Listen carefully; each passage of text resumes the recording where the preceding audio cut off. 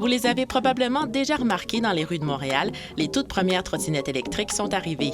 430 bolides de la compagnie Lime sont maintenant en libre service. J'ai pas vraiment d'intérêt envers ça. Je marche beaucoup puis je prends les Bixi à la base. Si on restait dans le bout, probablement qu'on le laisserait. Non, moi, c'est le vélo.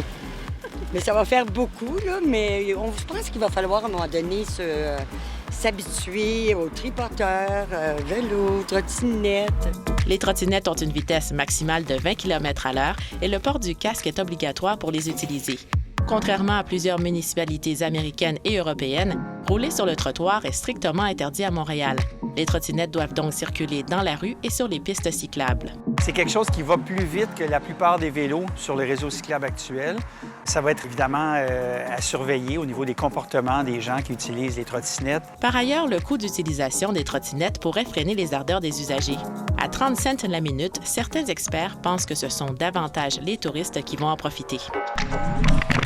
L'autre préoccupation qu'on a aussi, c'est la question de la qualité des rues de Montréal. Avec des roues de petit diamètre, c'est pas très intéressant d'arriver dans un nid de poule. Des données seront récoltées au cours des prochains mois afin de déterminer si ce nouveau moyen de transport dépanne les Montréalais ou les rend moins actifs. Est-ce que ça remplace un déplacement à pied de 2-3 coins de rue ou si ça remplace un parcours plus long? Est-ce que ça remplace un déplacement en transport en commun?